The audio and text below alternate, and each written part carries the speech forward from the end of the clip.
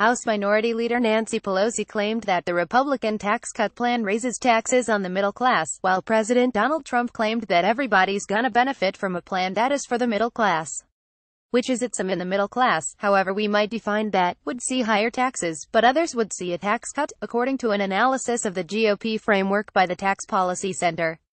The president is wrong to say everybody would benefit, while Pelosi ignores that most taxpayers in the group she considers the middle class would see a tax cut. The president also said that the tax plan ensures that the benefits of tax reform go to the middle class, not to the highest earners, but the Tax Policy Center analysis found most of the benefits of the tax cut go to the top 1%.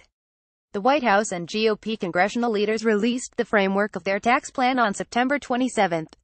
The plan would cut the corporate tax rate from 35% to 20%, abolish the alternative minimum tax, collapse the 7 income tax brackets, ranging from 10% to 39.6% to 12%, 25% and 35%, increase the standard deduction but eliminate exemptions, eliminate most itemized deductions except for mortgage interest and charitable giving, increase the child tax credit and abolish the estate tax. There are many details missing from that framework, such as the income thresholds for the tax brackets, the amount of the child tax credit and more. The Tax Policy Center was able to do a preliminary analysis, using previous GOP and Trump administration proposals to fill in the blanks.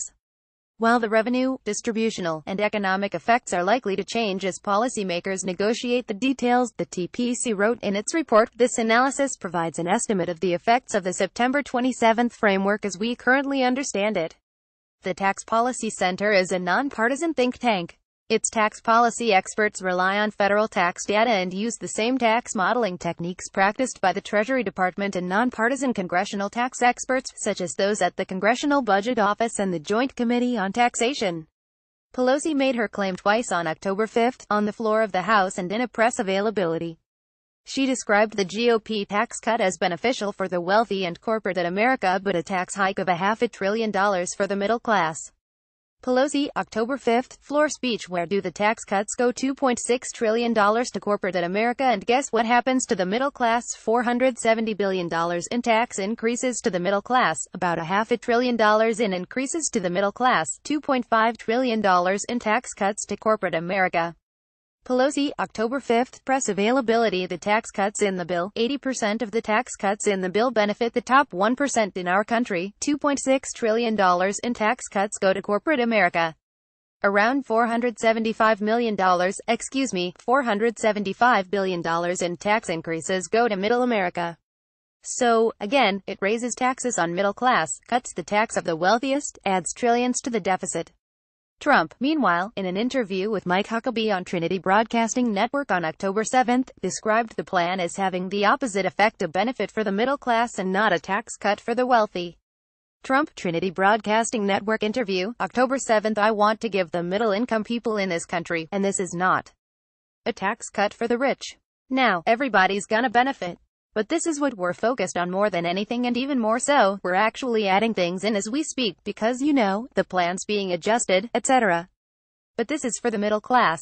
The president reiterated that in a speech in Harrisburg, Pennsylvania, on October 11, saying by eliminating tax breaks and special interest loopholes that primarily benefit the wealthy, our framework ensures that the benefits of tax reform go to the middle class, not to the highest earners. Pelosi's figures on business tax cuts and the benefits to the top 1% are correct, per TPC's analysis. The business income tax provisions, including those affecting corporations and pass-through businesses, would reduce revenues by $2.6 trillion over the first 10 years, the TPC report said. And it found that 80% of the benefit of tax cuts would go to the top 1% income earners in 2027.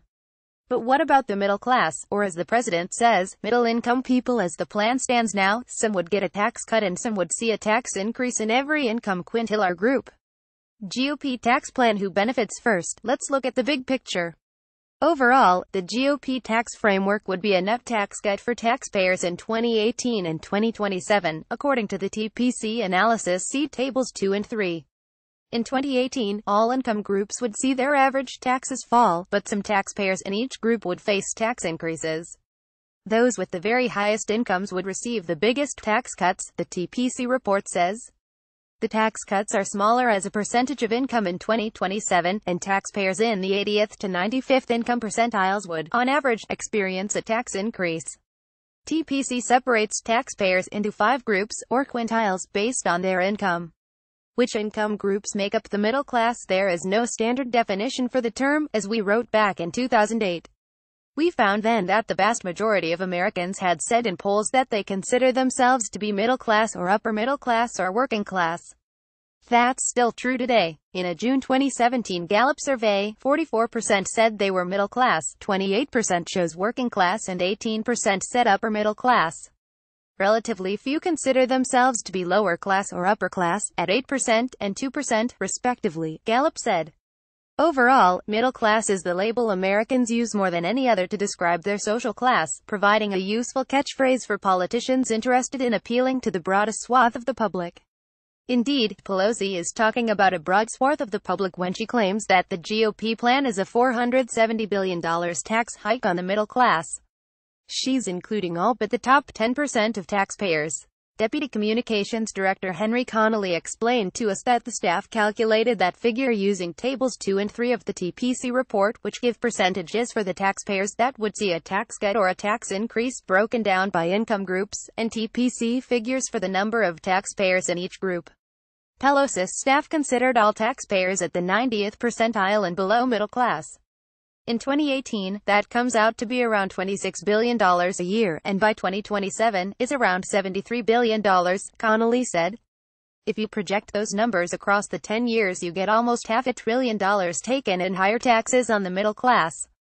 Connolly told us that not going up to the 90th percentile can exclude a lot of middle-class families, especially when recognizing the burdens of childcare costs or high-cost areas.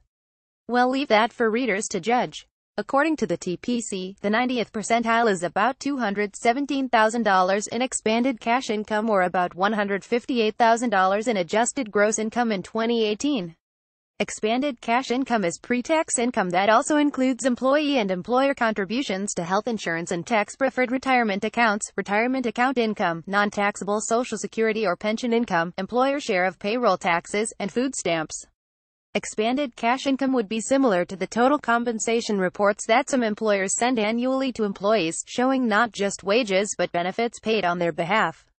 The TPC uses expanded cash income.